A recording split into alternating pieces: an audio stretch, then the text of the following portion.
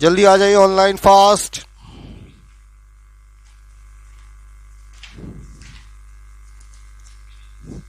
Second turn है class का।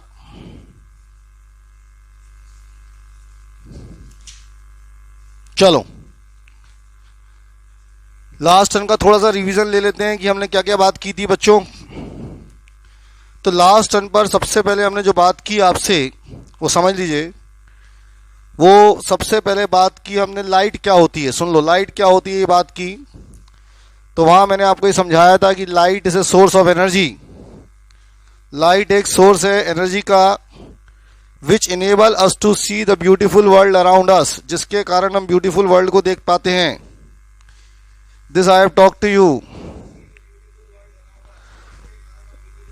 आसपास की जो दुनिया है जिसको हम देख रहे हैं वो लाइट के कारण देख रहे हैं। एक हमने ये बात की लास्ट टर्न पर। दूसरी बात मैंने जो लास्ट टर्न पर की वो समझ लीजिए। मैंने दूसरी बात क्या की लास्ट टर्न पर कि सोर्स क्या होता है।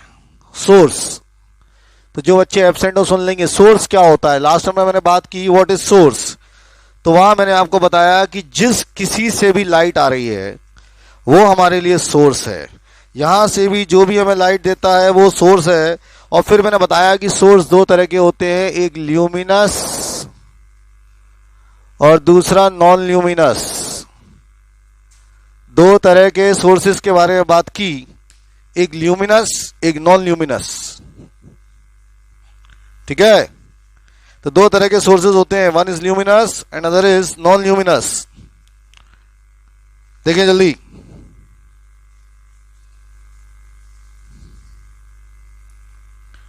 We have talked of two types of sources, one is luminous source and another is non-luminous source. एक मिनट, क्या हो रहा है? बार बार आउट ऑफ लाइन जा रहे हैं। May be some issues are there. चलो चेक करो आप लोगों की वो लिंक ठीक आ रही है क्या? मुझे लग रहा है लिंक बाहर आ गई शायद। नहीं, ठीक है, everything is right, no problem. तो दो तरह के सोर्सेज हो गए, एक ल्यूमिनस सोर्स और एक नॉन ल्यूमिनस सोर्स। ऐसी मैंने चर्चा आप लोगों से की। फिर मैंने बताया कि जिसकी खुद की लाइट होती है उसको ल्यूमिनस कहते हैं और जिसकी खुद की लाइट नहीं होती है उसको नॉन ल्यूमिनस कहते हैं। ऐसे अपन ने बात की। फिर मैंने आपको बताया मीडियम के बारे में। Medium, I have tell you about the medium. Medium की मैंने चर्चा की और उसके अंदर बात की कि जो मीडियम होते हैं जिसमें से लाइट पास होती है, दूसरी लीड जिसमें से लाइट पास होती है उसको मीडियम कहते हैं। और तीन तरह के बताए थे, transparent, transparent medium, translucent medium और ओपेक मीडियम। ओपेक, ट्रांसपेरेंट मतलब जिसमें से पूरी लाइट पास हो जाती है, ट्रांसलूसेंट मतलब जिसमें थोड़ी सी लाइट पास होती है, और ओपेक मतलब जिसमें से लाइट पास होती ही नहीं है। उसकी हमने चर्चा की। फिर हमने बात की थी कि एक अगर रे जा रही है तो इसको रे कहते हैं, और अगर तीन चार रे पैरेलल जाती है तो उसको बीम ऑफ लाइट कहते हैं। अगर आपको याद हो, सिंगल रे जा रही है तो रे कहलाएगी और बाकी दो तीन रेज जाती हैं तो उसको बीम ऑफ लाइट कहते हैं। ठीक है, ये हमने चर्चा की थी। और फिर सबसे इंपॉर्टेंट जो चर्चा हम कर रहे थे वो कर रहे थे रिफ्लेक्शन की। तो मैं जो चर्चा कर रहा था रिफ्लेक्शन और लॉज ऑफ रिफ्लेक्शन, वो थोड़ा समझा देता हूं जिससे कि आगे की बातें समझ में आ जाएंगी कि what you are talking of reflection. तो जल्दी से देखेंगे रिफ्लेक्शन की बात हम कर रहे हैं। वो रिफ्लेक्शन क्या था तो यहां से देखेंगे जो हम लोग लास्ट में बात कर रहे थे, व्हाट अबाउट रिफ्लेक्शन।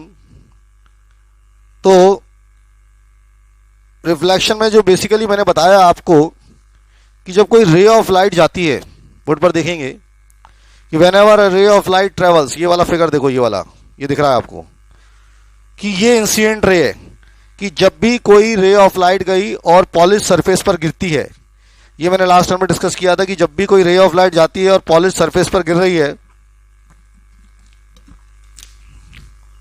तो यहां पर देखो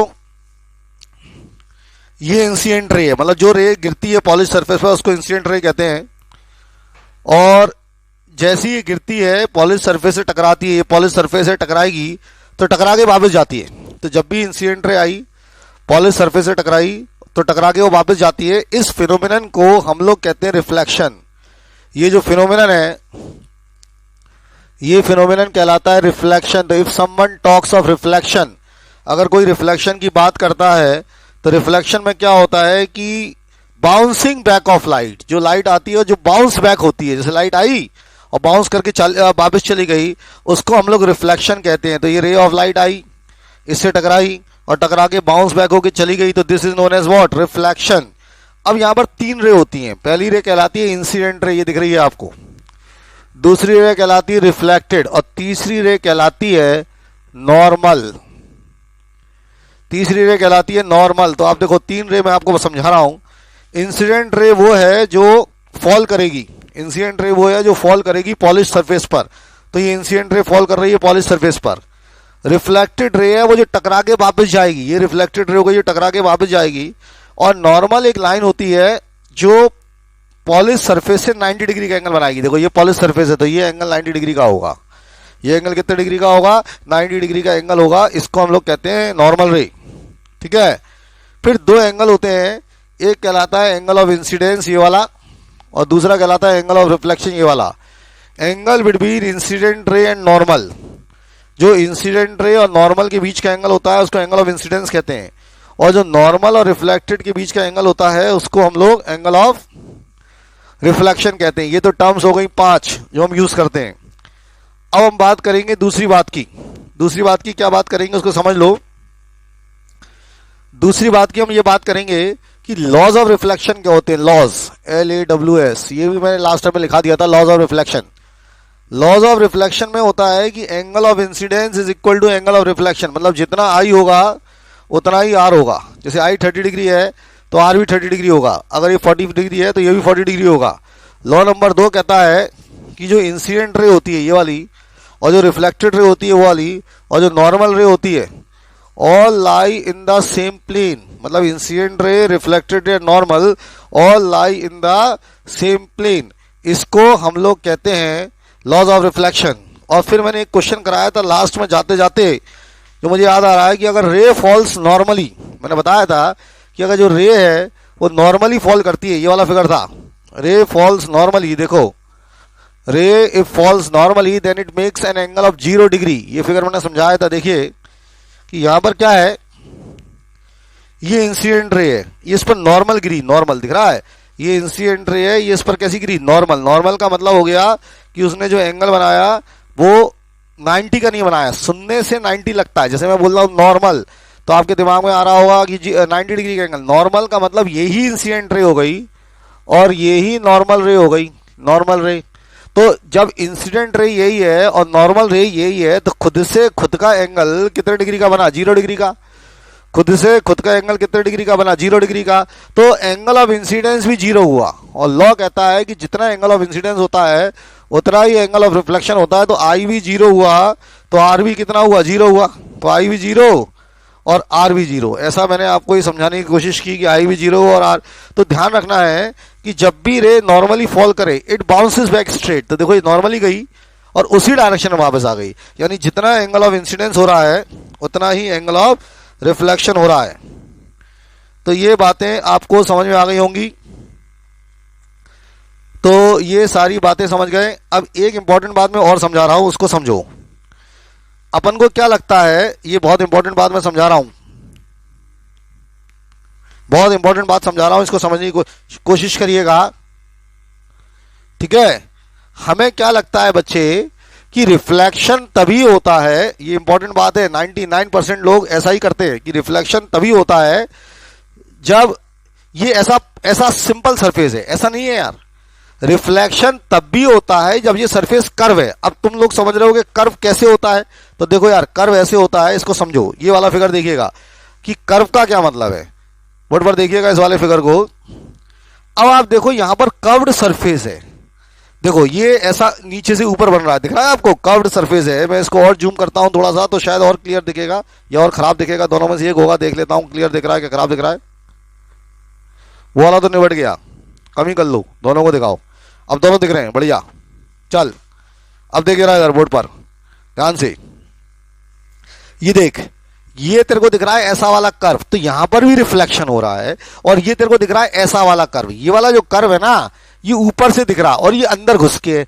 तो मैं आपको जो समझाने की कोशिश कर रहा हूं कि रिफ्लेक्शन खाली प्लेन पर नहीं होता, ये आपको कोई बताता नहीं है। ये वाले फिगर तो कहीं देखने को नहीं मिलते लोगों को, और आपको देखने को नहीं मिलते, टीचर दिखाते नहीं है, तो बच्चों के दिमाग में पहले से ही गलतफहमी हो जाती है। वो सोचते हैं कि रिफ्लेक्शन के लिए प्लेन सरफेस होना चाहिए, ऐसा नहीं है। रिफ्लेक्शन कर्व्ड सरफेस पर भी होता है, और मैंने दोनों कर्व्ड आपको दिखाने की कोशिश की है।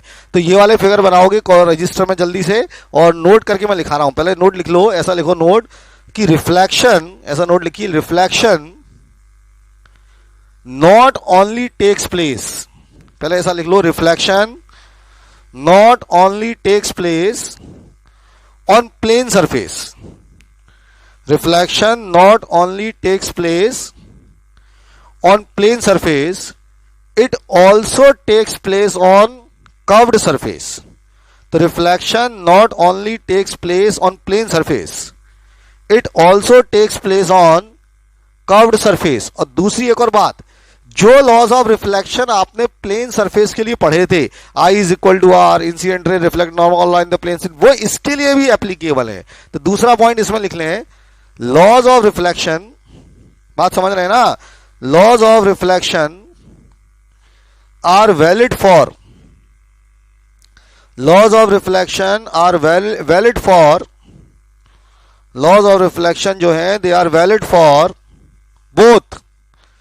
both laws of reflection are valid for both plane surface, पहले लिखना, फिगर बनाने को टाइम दे दूंगा बाद में। laws of reflection are valid for both plane surface and curved surface. laws of reflection are valid for both plane surface as well as curved surface, ठीक है। तो लॉज ऑफ रिफ्लेक्शन दोनों के लिए वैलिड है। अब आप 2 मिनट का टाइम ले लो और ये फिगर बना लो क्लियर कट, जल्दी से बनाइए फास्ट।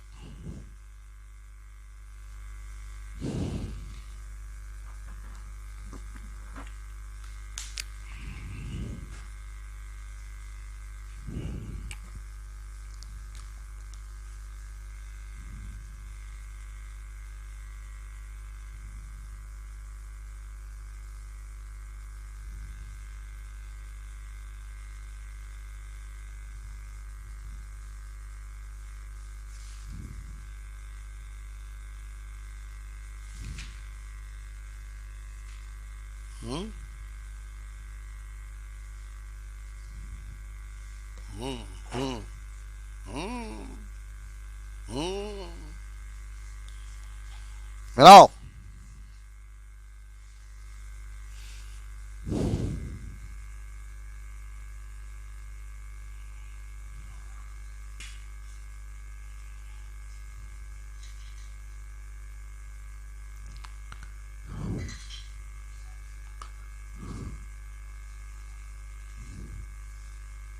समझ लो।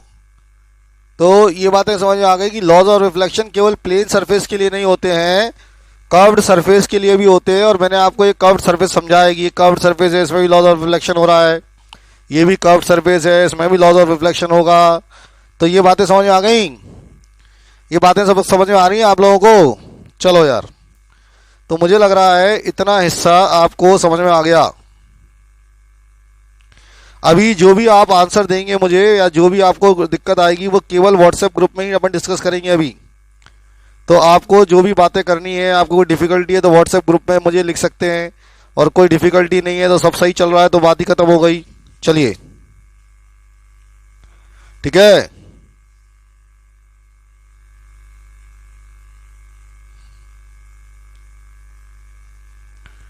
बच्चे कह रहे हैं पिक्चर इज नॉट क्लियर, मेरे को तो पूरी क्लियर दिख रही है, 100% क्लियर पिक्चर दिख रही है। इससे ज्यादा क्लियर क्या दिखाऊंगा? बिल्कुल बढ़िया पिक्चर है यार।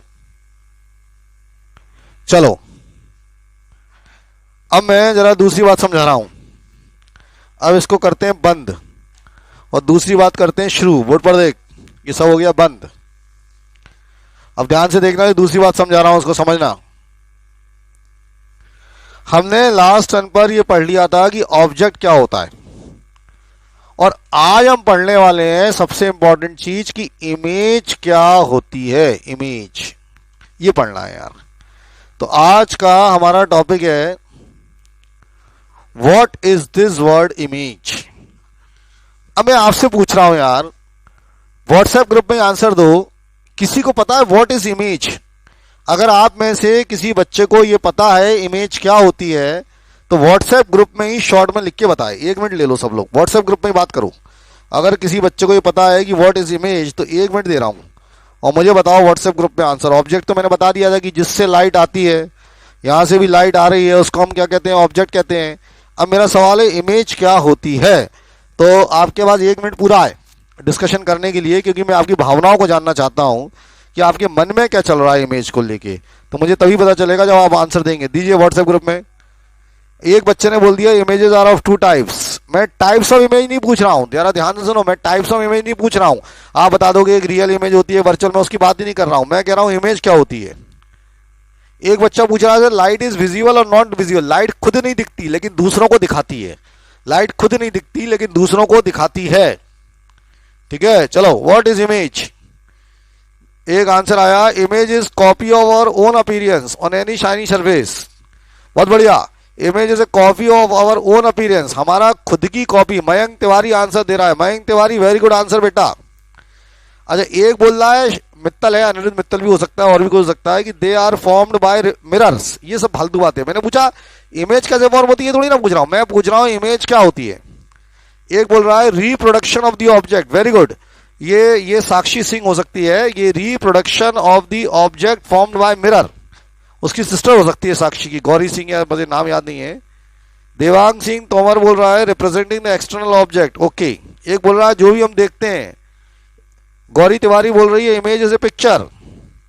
सेठी साहब बोल रहे हैं surrounding that we are able to see. बहुत बढ़िया बढ़िया आंसर आ रहे हैं मेरे पास। मेंटल पिक्चर, ओ एक कह रहा है मेंटल पिक्चर, एक आइडिया जो हम लगा लेते हैं। Very good. एक बच्चा बोल रहा है point where rays meet after reflection. नहीं नहीं नहीं नहीं, पॉइंट वॉइंट नहीं यार, मैंने पूछा। साहिल बोल रहा है object which appears on the screen. Very good, ऐसा ऑब्जेक्ट जो स्क्रीन पर दिखता है। बहुत बढ़िया आंसर, ये बिल्कुल आंसर सही है। ये तोमर है कोई बच्चा, हो सकता है, मैं नाम नहीं जानता। Reproduction of object form by mirror. Very good. चलिए, तो आपके आइडियाज बड़े शानदार शानदार। एक शानदार डेफिनेशन आ गई। एन इमेज में defined as that point with the light rays coming from an object meets और appears to meet after reflection. In this definition the word object में defined as anything. Okay, very good. इतनी लंबी चौड़ी definition, बहुत बढ़िया। 2 dimensional. तो देखो मैंने आपको एक क्विज करा दी जिसमें इमेज के बारे में धुआंधार आप लोग बोलते जा रहे हैं। Very good. सराउंडिंग। चलिए अब चुप हो जाइए। अब मैंने मोबाइल रख दिया है नीचे, अब मैं अपनी बात कर रहा हूं, आप लोगों की बात मैंने सुन ली। अब आप जो लिख रहे हो मत लिखो क्योंकि मैं देख नहीं रहा। अब सुनो, इमेज क्या होती है। तो जब आपसे पूछा जाए इमेज क्या होती है और आपने ऐसा आंसर दे दिया सपोज कि 2 तरह की इमेज होती है, रियल और वर्चुअल, तो ये गलत हो गया। पूछो क्यों? क्योंकि ये तो हो गया टाइप्स ऑफ इमेज। अगर मैं आपसे पूछता कि कितने तरह की इमेज होती हैं तो आपके आंसर सही थे कि एक रियल इमेज होती है, एक वर्चुअल इमेज होती है, इसमें कोई डाउट नहीं था। लेकिन मैंने आपसे पूछे नहीं, मैंने आपसे पूछा इमेज क्या होती है। तो ये जो आपका आंसर हुआ रियल वर्चुअल, ये हो गया जब टाइप्स पूछे। दूसरा आपका आंसर होता है, कई सारे बच्चों ने लिखा है कि when 2 reflected raise meets at a point. जब 2 रिफ्लेक्टेड रे किसी पॉइंट पर मिलते हैं तो इमेज बनती है। तो ये बात हो गई इमेज कैसे फॉर्म होती है। ये बात हो गई इमेज कैसे फॉर्म होती है। मैंने ये नहीं पूछा how the image is form. अगर मैं ऐसा पूछता कि how the image is form तो आपका ये आंसर बिल्कुल सही था कि when the 2 reflected rays actually meets at a point और appears to meet at a point then the image formed is real image. लेकिन मैंने ऐसा पूछा ही नहीं तो मैं इसकी बात ही नहीं कर रहा हूं। अब मैंने सवाल पूछा, फिर बोल रहा हूं कि इमेज क्या होती है। अब इसका आंसर 1-2 बच्चों ने बिल्कुल सही दिया है और मैं इसको और रिफाइन कर रहा हूं, मैं इसको और अच्छी तरह से रिफाइन कर रहा हूं क्योंकि इमेज की कोई एग्जैक्ट डेफिनेशन बुक्स ने लिखी नहीं। मेरी बात सुनो, इमेज की कोई एग्जैक्ट डेफिनेशन किसी किताब ने लिखी नहीं कि इमेज क्या होती है। अब इमेज होती क्या है जो कि किताब ने लिखी नहीं, तो मैंने एक अपनी डेफिनेशन बनाई है जो एग्जाम में नंबर दिलाती है आपको।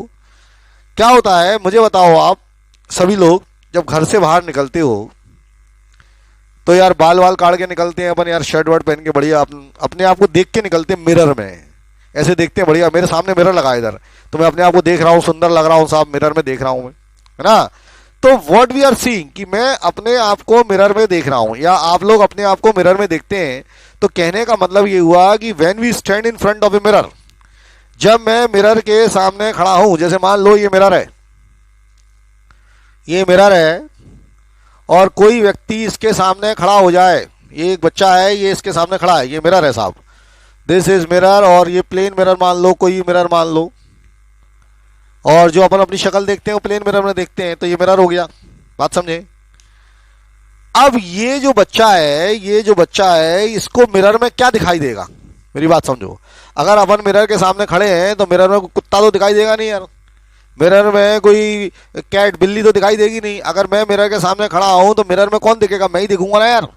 तो if we are standing in front of a mirror, मान लो ये बच्चा मिरर के सामने खड़ा है, तो whatever he see in the mirror, मेरी बात समझो, ये जो कुछ भी मिरर के अंदर देखने वाला है is the image of itself, ये इसकी इमेज होगी। मेरी बात समझ में आ रहा है? तो इसकी डेफिनेशन क्या हुई इमेज की, कि जब भी हम मिरर के सामने खड़े होंगे तो जो मिरर में जो कुछ भी दिखाई देगा, और जो कुछ भी कौन दिखाएगा? अगर मैं मिरर के सामने खड़ा हूं तो मैं ही दिखूंगा यार। मेरी बात समझो, मेरा पड़ोसी थोड़ी ना दिख जाएगा यार। अगर आप मिरर के सामने खड़े हो तो आप ही दिखोगे यार। तो हमारी डेफिनेशन क्या हुई कि when we stand in front of a mirror, जब भी हम मिरर के सामने खड़े होंगे, वॉट एवर वी सी, जो कुछ भी हमें दिखाई दे रहा है, whatever we see in the mirror, जो कुछ भी मुझे मिरर में दिखाई देगा, that is called as image. Clear हो गया? That is called as image. अब कोई पूछे, अभी लिखना नहीं है, समझा रहा हूं, अब कोई पूछे कि इमेज कितने तरह की होती है, तो फिर आंसर आएगा कि एक रियल इमेज होती है, दूसरी वर्चुअल इमेज होती है। सुनते जाओ, वर्चुअल इमेज होती है, एक रियल इमेज होती है, एक वर्चुअल इमेज होती है। कोई पूछे कि कितने तरह की इमेज होती है? 2 तरह की इमेज होती है, रियल इमेज। अब कोई पूछे, अब मैं सब एक साथ लिखाऊंगा, अब कोई कौन पूछे एग्जाम में पूछे, how the image is formed, how the image is formed, image कैसे बनती है, ये पूछ सकते हैं, how the image is formed. जैसे मान लो एक ऑब्जेक्ट है तो उसकी इमेज कैसे बनेगी, how the image is formed, ये कोई पूछ सकता है।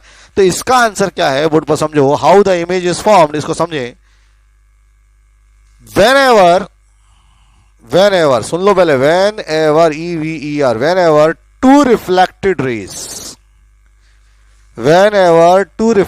rays actually meets at a point,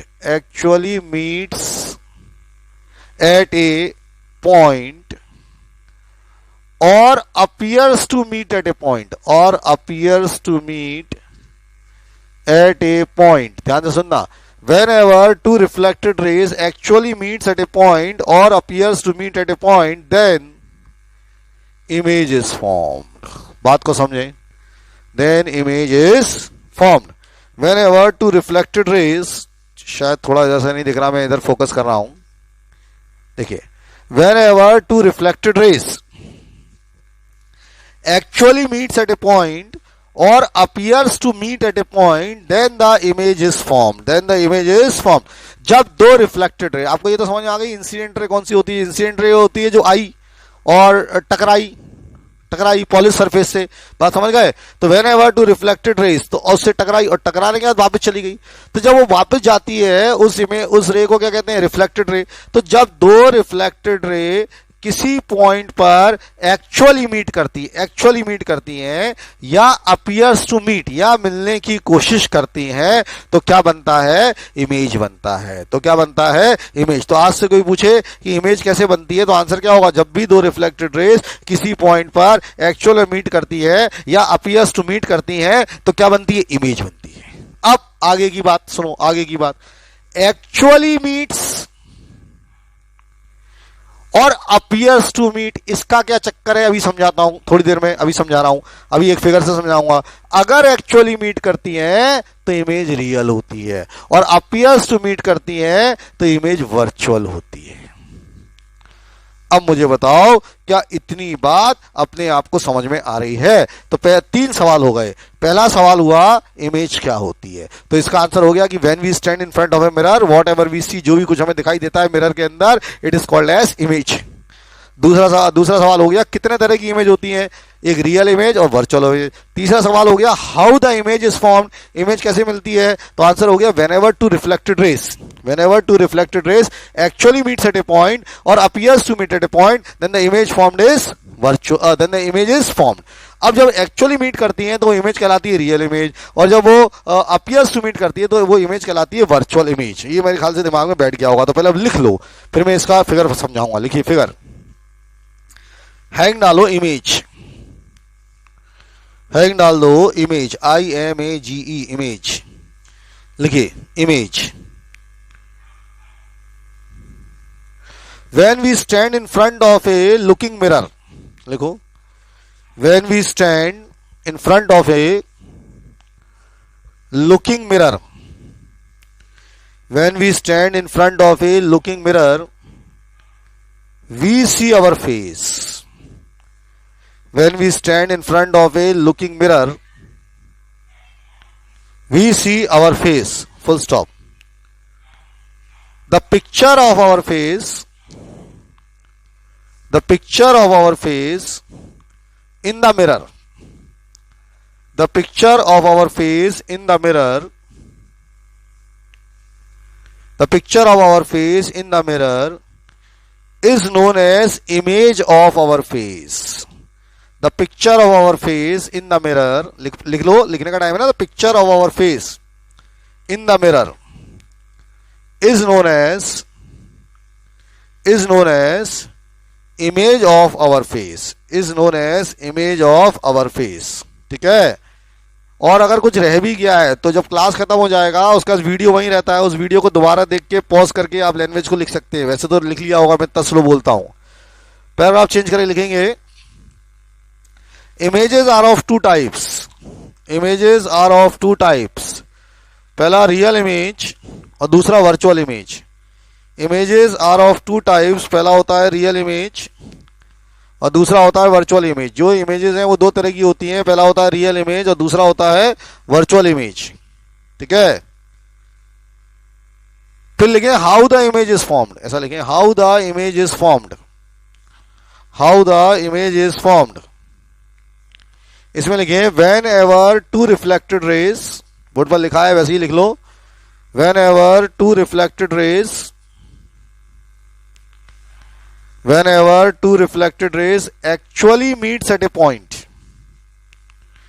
whenever two reflected rays actually meets at a point,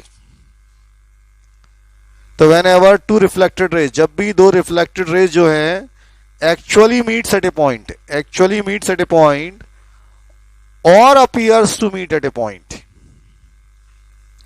तो whenever two reflected rays actually meets at a point or appears to meet at a point, then the image formed is, then the image is formed, then the image is formed, then the image is formed, ऐसा लिख लो, then the image is formed। तो ऐसा लिखेंगे whenever two reflected rays actually meets at a point or appears to meet at a point, then the image is formed। तब जाके क्या बनती है, इमेज बनती है, full stop, then the image is formed। Paragraph change करके लिखेंगे, paragraph change करके, if two reflected rays, paragraph change करके लिखो, if two reflected rays actually meets at a point, if two reflected rays actually meets at a point, if two reflected rays actually meets at a point, then the image formed is real, then the image formed is real। If two reflected rays actually meets at a point, अगर दो reflected rays actually meet करती हैं किसी point पर, if two reflected rays actually meets at a point, then the image is real। तो if two reflected rays actually meets at a point, then the image is real। And if they appears to meet, या वो मिलने की कोशिश करती हैं, and if they appears to meet, and if they appears to meet, then the image formed is virtual।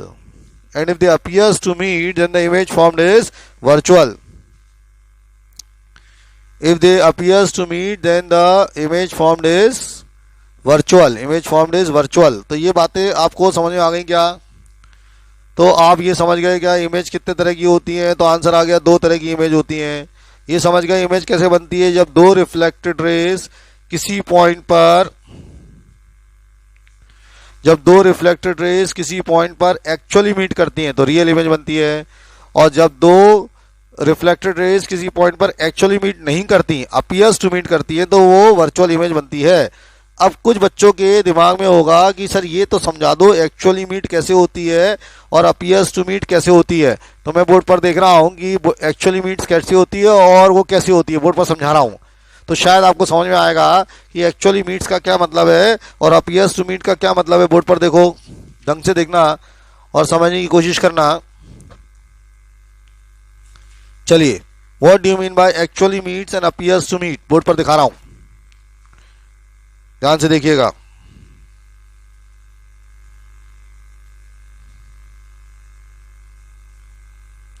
इस figure को देखो, just check this figure on the board, ध्यान से देखेंगे। चलिए, अब इसको ध्यान से देखोगे फिगर को, ये वाला फिगर देखो जरा ध्यान से। थोड़ा सा लाइट आ रहा होगा लेकिन देखना पड़ेगा, मैं कोशिश करता हूं थोड़ा सा इसको और सही करने का। जरा लाइट बंद कर देना वाली, सामने वाली। हाँ, अब देखो मैंने कुछ लाइट बंद की है, लाइट का इफेक्ट डाला है, यहां से ध्यान से देखना। ये आपकी इंसिडेंट रे है, पहली दिख रही है, ये फर्स्ट इंसिडेंट रे। ये पहली रिफ्लेक्टेड रे है, ये वाली, ये देखो, ये वाली जो मैंने दिखाई है ये पहली रिफ्लेक्टेड रे है, ये दिख रही है पहली रिफ्लेक्टेड रे आई। सबको समझ आ रहा होगा।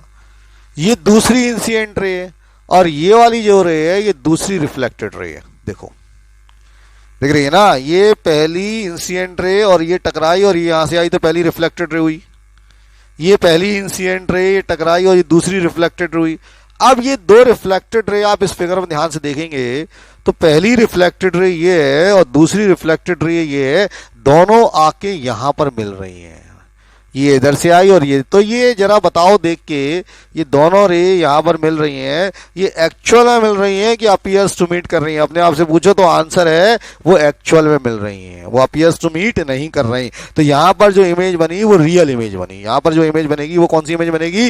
रियल इमेज, क्योंकि वो एक्चुअल में मिल रही है। अब जरा इस फिगर को देखो, ध्यान से देखना। ये पहली इंसिडेंट रे आई, दिख रही है, मिरर से टकराई। ये पहली रिफ्लेक्टेड रे है, ये इधर जा रही है, इधर इधर जा रही है, ये ऐसे जा रही है, ये पहली रिफ्लेक्टेड रे जा रही है ऐसे। ये दूसरी इंसिडेंट रे और ये टकराई और ये इधर जा रही है, ये दूसरी रिफ्लेक्टेड रे है। बच्चों देखो जरा ध्यान से, तो ये पहली रिफ्लेक्टेड रे हुई, दिख रही है, और ये दूसरी रिफ्लेक्टेड रे हुई। अब आप देखो, ये पहली रिफ्लेक्टेड रे इधर जा रही है तो मिलेगी? नहीं मिलेगी। लेकिन जब मैं इसको पीछे लाऊंगा, ऐसे डॉट डॉट करके जब मैं पीछे लाऊंगा तो ऐसा लग रहा है कि दोनों रिफ्लेक्टेड रे जाके यहां मिलने की कोशिश कर रही हैं यहां पर। अब जरा मुझे बताओ, ये इस फिगर में ये एक्चुअल में मीट्स कर रही है कि अपीयर्स टू मीट कर रही हैं?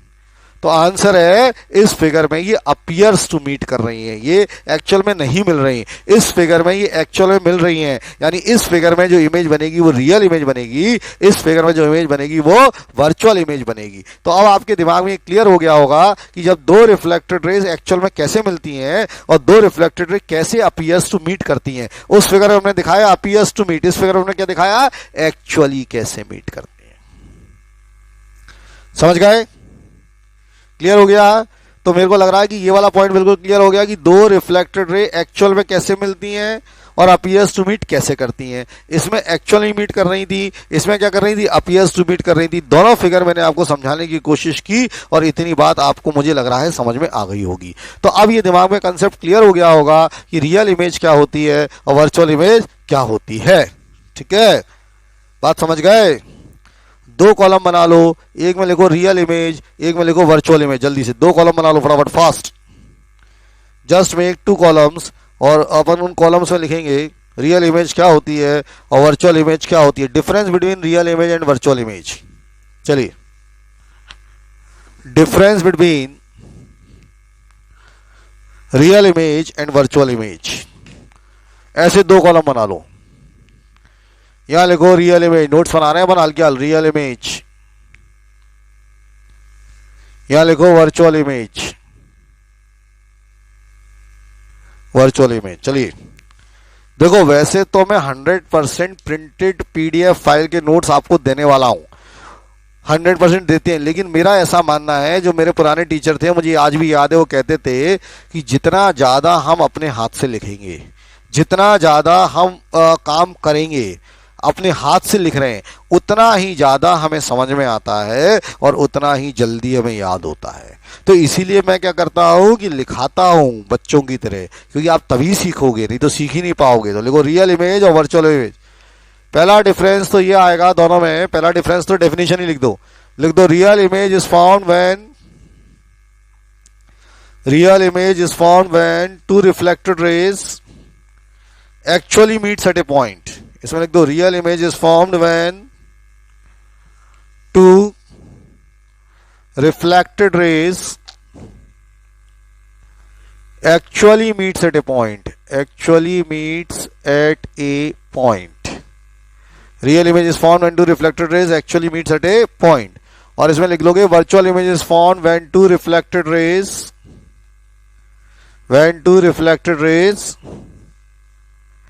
actually does not meet, when two reflected rays actually does not meet but appears to meet। इसमें लिखोगे they are found when two reflected rays actually does not meet at a point but appears to meet। बात समझ गए? तो कोई पूछे real image कब बनती है, कि जब दो रिफ्लेक्टेड रेज एक्चुअली मीट करती है पॉइंट पर, और वर्चुअल इमेज कब बनती है, जब दो रिफ्लेक्टेड रेज एक्चुअली मीट नहीं करती but appears to meet at a point, then real image virtual image is form. बहुत इंपॉर्टेंट बात बता रहा हूं, बोर्ड पर ध्यान देना। रियल इमेजेस हमेशा इन्वर्टेड होती हैं, रियल इमेजेस हमेशा कैसी होती हैं, इन्वर्टेड। अब इन्वर्टेड का क्या मतलब है, बोर्ड पर देखेंगे और बोर्ड पर समझेंगे what is the meaning of this word inverted. Board पर देखेंगे ध्यान से, what is the basic meaning of the word inverted. देखो यार, ये अगर ऑब्जेक्ट है, ये दिख रहा है आपको ऑब्जेक्ट, सभी बच्चों को ये ऑब्जेक्ट दिख रहा होगा। अब इसकी मान लो रियल इमेज बन रही है, तो इस ये ऑब्जेक्ट है, अगर आप देख रहे हैं ये ऑब्जेक्ट है, और इसकी अगर रियल इमेज बन रही है तो इसकी रियल इमेज ऐसी बनेगी, ऐसी। अब देखो ये ऑब्जेक्ट है और ये इमेज है, अब आप देखो ये उल्टी बन रही है, उल्टी मतलब इसका ये कैप ऊपर है, इसमें कैप कहाँ है, नीचे। तो इन्वर्टेड का मतलब होता है उल्टा। तो जितनी भी रियल इमेजेस होती हैं इन्वर्टेड होती हैं। जैसे मान लो आप शीशे के सामने खड़े हो जाए, दर्पण के सामने खड़े हो जाए, मिरर के सामने खड़े हो जाए, और आपको पैर ऊपर दिखाई दे और सिर नीचे दिखाई दे, तो समझ लो रियल इमेज बन रही है। और वर्चुअल हमेशा सीधी बनती है। अब आप मुझे बताओ, जो अपन घर में अपने मिरर के सामने खड़े होते हैं, वो मिरर होता है प्लेन मिरर, और मैं आपसे कहूं कि आज आपसे सभी बच्चों से क्वेश्चन पूछूं कि प्लेन मिरर रियल इमेज बनाता है कि वर्चुअल, तो आपका आंसर तुरंत आएगा कि सर वो वर्चुअल इमेज बनाता है। मैं पूछूंगा कैसे, तो आप कहोगे सर हम सीधे दिखाई देते हैं, और सीधे दिखाई देते हैं इसका मतलब वो इमेज कैसी होती है, वर्चुअल। तो सेकंड पॉइंट लिख लेंगे, रियल इमेजेस आर, लिखो रियल इमेजेस आर इन्वर्टेड, उल्टी होती हैं। यहां लिखोगे virtual images are erect, ERECT, erect मतलब सीधा। Virtual images are erect, real images inverted होती है, वर्चुअल इमेज हमेशा इरेक्ट होती हैं, मतलब सीधी होती हैं। तीसरे पॉइंट पर आते हैं हम, जो और भी महत्वपूर्ण पॉइंट है, उसको समझना जरूरी है। जितनी भी रियल इमेजेस होंगी वो मिरर के फ्रंट में बनेंगी, जैसे जो मिरर होता है उसके सामने, और जितनी वर्चुअल इमेज बनती है वो मिरर के पीछे बनती है। अब आप अपना प्लेन मिरर देख लो, अब उसके पीछे इमेज बनती है। तो real images are always formed in front of the mirror and virtual images are formed behind the mirror. तो तीसरा पॉइंट लिख लेंगे डिफरेंस में, जो एग्जाम में लिखना होता है। एक्चुअली सब कुछ एग्जाम में भी लिखना होगा। देखो समझना अलग मुद्दा है, समझना आ रहा है ये बहुत अच्छी बात है, लेकिन हमें इतना ही प्रिपरेशन रखना है कि हमें समझ में तो सब आ गया। कुछ लोग ऐसा होते समझाते जाते हैं, लेकिन एग्जाम में आया तो बस समझ में ही आया, लिख नहीं पाए, तो किसी काम की पढ़ाई नहीं है। वहां लिखना भी है, ये भी पता होना चाहिए। तो लिखो real images are formed in front of the mirror,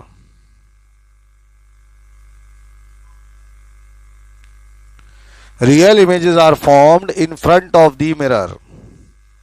और यहां लिखेंगे virtual images are formed, virtual images are formed behind the mirror. Virtual images mirror के पीछे बनती हैं। Real images are formed in front of the mirror and virtual images are formed behind the mirror. Virtual images are formed behind the mirror. तो ये सब बातें मुझे लग रहा है कि मैंने आपको क्लियर कर दी हैं कि इमेज क्या है, ऑब्जेक्ट क्या है, ये सब बातें आपको समझ में आ गई हैं। इन बातों में कोई ऐसी बात नहीं है जो बची हो, ये बात समझ में आ गई।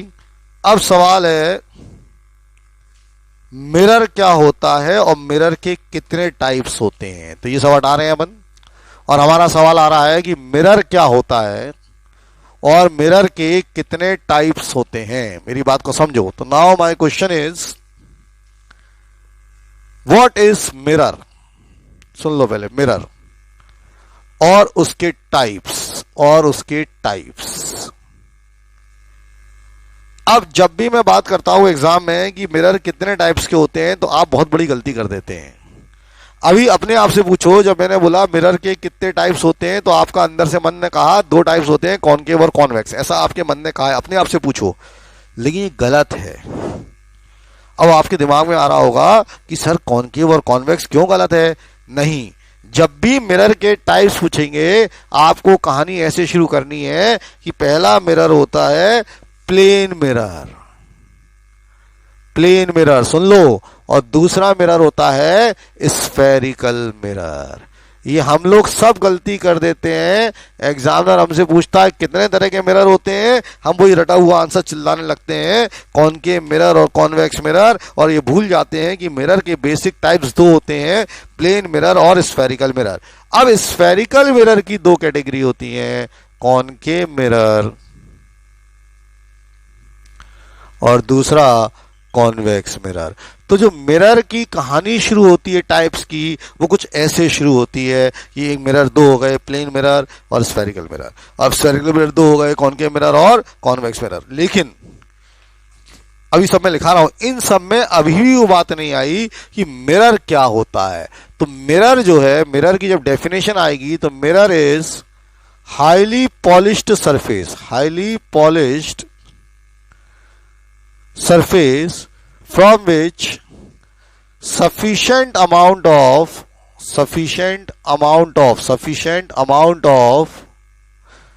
reflection takes place, sufficient amount of reflection takes place। तो अगर हमसे कोई बात कर रहा है कि मिरर क्या है, तो mirror is a highly polish surface. Highly polish surface होता है जिसमें से सफिशिएंट अमाउंट, जितना हमें चाहिए उतना रिफ्लेक्शन हो जाता है, sufficient amount of reflection takes place. और हमसे कोई पूछे कितने तरह के मिरर होते हैं, तो आंसर आ गया दो तरह के मिरर होते हैं। पहला हो गया कॉनकेव मिरर और सॉरी प्लेन मिरर और स्फेरिकल मिरर। तो हेडिंग डाल दो mirror and its types. Mirror and its types लिखें। अब mirror is a highly polished surface, लिखना है। अब mirror is a highly polished surface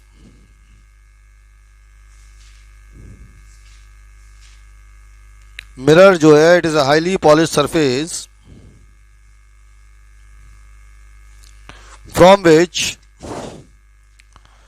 from which sufficient amount of reflection takes place.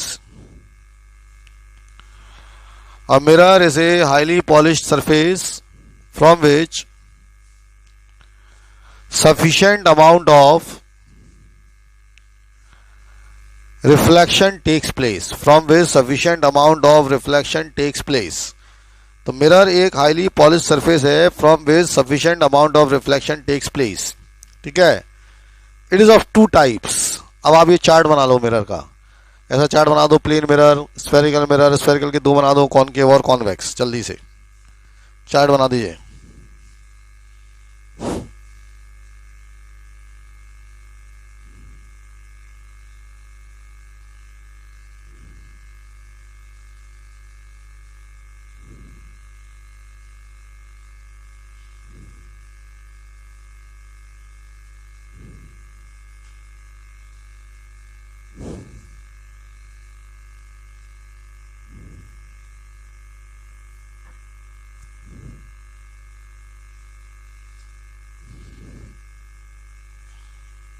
तो इसके टाइप्स लिख लो, plane mirror, spherical mirror, spherical के दो कर दो, कॉनकेव और कॉन्वेक्स।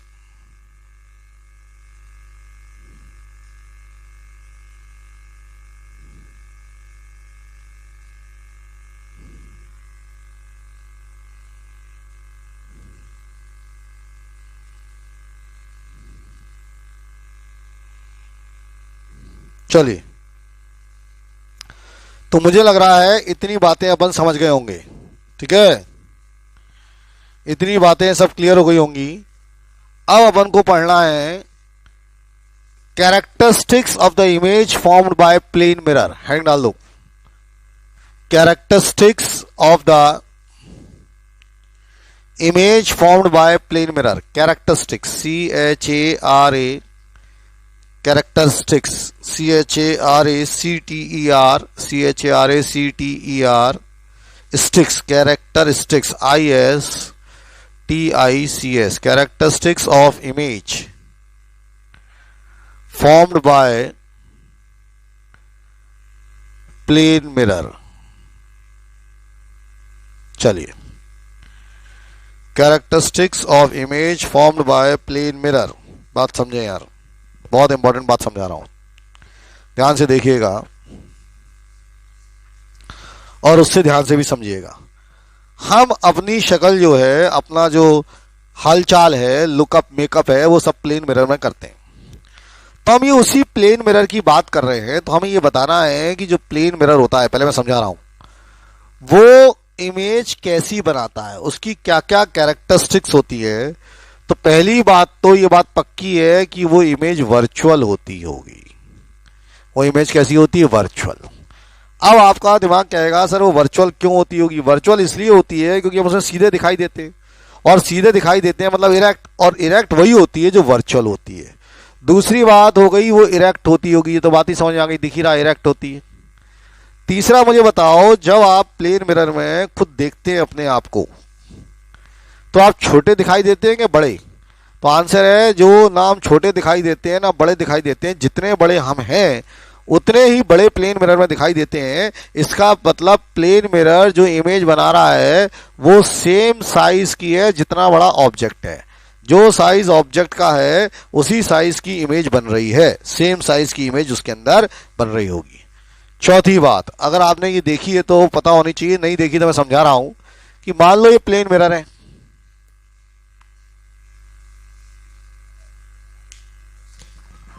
एक मिनट बेटा, एक मिनट में आ रहा हूं।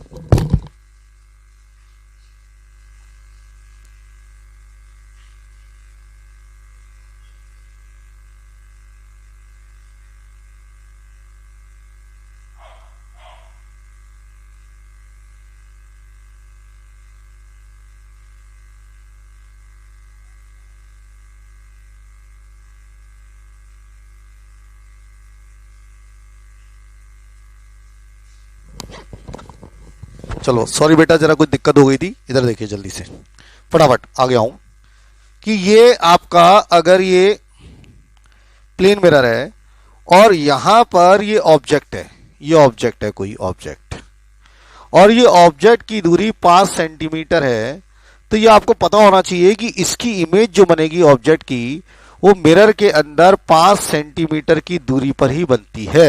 ये बहुत इंपॉर्टेंट बात है। जैसे आप मिरर के सामने खड़े हो जाएं 1 मीटर आगे, तो आप देखेंगे कि आपकी इमेज जो उसके अंदर है वो 1 मीटर पीछे दिखती है। बात समझ में आ गया? तो ये बहुत इंपॉर्टेंट प्रॉपर्टी है कि distance of the object from the mirror is equal to distance of the image inside the mirror. ठीक है। और पांचवी एक बहुत इंपॉर्टेंट प्रॉपर्टी और होती है जो जनरली बच्चों को नहीं मालूम है, यहां लिख रहा हूं, इमेज लेटरली इन्वर्टेड बनती है। अभी सब लिखाऊंगा, laterally, LATERALLY, laterally inverted. Now what is the meaning of this word laterally inverted? Laterally inverted का मतलब होता है कि जब आप प्लेन मिरर के सामने खड़े होते हैं तो आप देखोगे कि आपका जो लेफ्ट ईयर है वो राइट में दिखाई देता है और राइट वाला लेफ्ट में दिखाई देता है, मतलब लेफ्ट वाली चीज राइट में चली जाती है और राइट वाली चीज लेफ्ट में आ जाती है। इस प्रॉपर्टी को हम लोग कहते हैं लेटरली इन्वर्टेड। तो जो इमेज प्लेन मिरर बनाता है उसकी 5 कैरेक्टरिस्टिक्स होती है, ये आपके दिमाग में फीड होना चाहिए, रजिस्टर में हम अभी ला रहे हैं, ठीक है। तो ये सब एग्जामिनर पूछता है। तो लिखो image formed by plane mirror, characteristics of the image formed by plane mirror. लिखिए characteristics of the image formed by plane mirror. देखो फर्स्ट पॉइंट लिखें, first point, plane mirror forms virtual image. Plane mirror forms virtual image. तो पहला तो हो गया plane mirror forms virtual image. Second, image is erect. Erect मतलब सीधी होती है, ERECT, image is erect. Image जो है वो सीधी बनती है, इमेज इज इरेक्ट, ठीक है। Point number 3, point number 3, the size of the image, point number 3, the size of the image is same as size of the object. Size of the image is same as size of the object, मतलब जितना बड़ा object है उतनी बड़ी image होगी। The size of the image is same as size of the object. जो size of the image है वो सेम होगी जो ऑब्जेक्ट का साइज है। पॉइंट नंबर 4, पॉइंट नंबर 4 लिखा रहा हूं, point number 4, the image formed in a plane mirror, the image formed in a plane mirror, the image formed in a plane mirror is as far behind the mirror. The image formed in the plane mirror is as far, yes, is as far behind the mirror. The image formed in the plane mirror is as far behind the mirror, comma, as the object in front of it, as the object in front of it, as the object in front of it. The image formed in a plane mirror is as far behind the mirror as the object in front of it, as the object in front of it. ये बात समझ आ गई। और 5वीं property लिखेंगे, property number 5, property number 5, the image formed by plane mirror is laterally inverted, LATERALLY। The image formed by plane mirror is laterally inverted. जो image बनाता है प्लेन मिरर वो लेटरली इन्वर्टेड होती है। The image formed by the plane mirror is laterally inverted, that is left side appears on the right. बात समझ रहे हैं? That is left side, left side, SID, left side appears on the right and right side appears on the left. That is left side appears on the right and right side appears on the left. ठीक है, मेरे को लग रहा है 4th point मैंने शायद कुछ गड़बड़ कर दी थी क्या लैंग्वेज में बोलते वक्त। देखो ये था 4th point, the image formed in a plane mirror is as far behind the mirror as the object in front of it, as the object in front of it. तो ये 5 कैरेक्टरिस्टिक्स मैंने आपको बताए हैं प्लेन मिरर के, और मेरा ऐसा मानना है कि यहां तक आप समझ गए होंगे, कोई डाउट नहीं होना चाहिए। अब मैं आपको कुछ दूसरी चीज समझा रहा हूं, ये एक्स्ट्रा चीजें हैं, ये एक्स्ट्रा नॉलेज है, तो हेडिंग डाल दो एक्स्ट्रा नॉलेज। ये कंपटीशन में आता है, जब आप मेडिकल एग्जाम दोगे, IIT दोगे, वहां आएगा। 10th में कोई नहीं बताता, लेकिन मैं चूंकि आप लोग अच्छे बच्चे हो, मेरा ऐसा मानना है, पढ़ाई लिखाई वाले बच्चे भी हैं, तो extra knowledge must be there. अब एक्स्ट्रा नॉलेज में जो सबसे पहली नॉलेज चाहिए, एग्जामिनर आपसे पूछता है, कंपटीशन एग्जाम में ढेर पूछा है, मैं आपसे पूछ रहा हूं, ध्यान से सुनना, ये क्वेश्चन बहुत अच्छा होता है कि एक मान लीजिए लड़का है, ऐसा पूछेगा there is a boy, girl भी हो सकती है, लड़कियां ये ना सोचे लड़की नहीं हो सकती, और उसकी जो हाइट है वो मान लो 5 फुट है, उसकी जो हाइट है वो 5 फुट है। ये कई बार एग्जाम में क्वेश्चन आया है। सुनो यार, तो क्वेश्चन कम्स लाइक दिस कि there is a boy, there is a girl, there is a भैंस भी हो सकती है, कुछ भी हो सकता है, ठीक है। तो अपन ये मत समझो कि लड़का लड़की कुछ भी, भैंस भी हो सकती है भाई। तो there is a any object, कोई भी ऑब्जेक्ट हो सकता है, उसकी हाइट 5 फुट की है, ठीक है। अब ये अपनी शक्ल प्लेन मिरर में देख रहा है। ध्यान से सुनना रे क्वेश्चन, अभी लिखना मत सर। ये प्लेन मिरर में अपनी शक्ल देख रहा है, क्वेश्चन समझ यार। ये प्लेन मिरर में अपनी शक्ल देख रहा है। तो सवाल ये होता है कि उस प्लेन मिरर का सबसे कम से कम, मतलब छोटे से छोटा, कितना छोटा प्लेन मिरर हो कि उसको अपनी पूरी इमेज दिख जाए। क्वेश्चन समझना। क्वेश्चन ये है कि जैसे एक कोई आदमी है, एक लड़का है, कोई ऑब्जेक्ट है, वो 5 फुट का है या 10 फुट का भी हो सकता है, ऐसा नहीं कि 5 ही फुट फिक्स होगा भाई, 10 फुट का कुछ, मतलब कुल मिला के एक हाइट है। अब वो अपनी पूरी इमेज किसी प्लेन मिरर में देखना चाहता है, तो उस प्लेन मिरर का कम से कम साइज कितना होना चाहिए, मतलब उससे बड़ा हो तो कोई दिक्कत नहीं, लेकिन कम से कम कितना होना चाहिए, ऐसा अगर आप में से किसी बच्चे को पता है, ये 5 फुट वाला एग्जांपल ही ले लेता हूं, तो व्हाट्सएप ग्रुप में जरा आंसर भेजो जल्दी से, देखूं किसको पता है। क्वेश्चन समझ गए। तो क्वेश्चन ये है, ये लेकिन कोर्स में नहीं है। आप परेशान मत हो ना कि आपको नहीं आता। आपको क्या, किसी को नहीं आता, किसी को नहीं आता। लेकिन मैं क्यों सिखा रहा हूं, क्योंकि आप अच्छे बच्चे अच्छे के पढ़ रहे हो, तो आपको तो आना चाहिए ऐसी ऐसी छोटी छोटी चीजें। किसी को पता है? तो सब बच्चे कह रहे हैं कि कम से कम 5 फुट का ही होना चाहिए। मतलब दूसरे शब्दों में जो आप लोग कह रहे हो कि सर वो उतना ही बड़ा होना चाहिए जितना बड़ा ऑब्जेक्ट है। नहीं, दिस इज रॉन्ग बच्चे, ये सब गलत है। मत लिखो सब 5-5 फुट चिल्ला रहे हो। अब मैं समझा रहा हूं, ध्यान से सुनना, ध्यान से सुन। आंसर होता है half of the size of the object. मतलब अगर वो लड़का 5 फुट का है, तो अगर 2.5 फुट का मिरर है, 2.5 0.5 फुट का मिरर है, तो अभी उसको अपनी पूरी हाइट उसमें दिख जाएगी। और ऐसा आप करके देख सकते हैं, जैसे आप 5 फुट का मिरर है, आप मान लो 5 फुट की है, तो 2.5 फुट का मिरर ले आओ, आपको पूरी। लेकिन 2.5 फुट से कम होगा तो नहीं दिखेगी। 3 फुट का है तो दिख जाएगी, 4 फुट का है तो दिख जाएगी, 10 फुट का है तो दिखेगी दिखेगी, 5 फुट का है तो दौड़ेगी दौड़ेगी, उसमें कोई दिक्कत नहीं। लेकिन मिनिमम साइज जो होना चाहिए वो आधा होना चाहिए। ये बहुत काम की चीज है यार। तो इसको नोट करके लिख लो, नोट करके लिख लो। एक्स्ट्रा नॉलेज में, एक्स्ट्रा नॉलेज करके हेडिंग डालो और उसमें लिखो the minimum height of the plane mirror. ऐसा लिखिए, the minimum height of the plane mirror. फिर बता रहा हूं, इसका एग्जाम से कोई लेना देना नहीं है 10th क्लास के, बट इससे कंपटीशन का लेना देना है, नॉलेज से लेना देना है। The minimum height of the plane mirror to see the full image of the object. The minimum height of the plane mirror.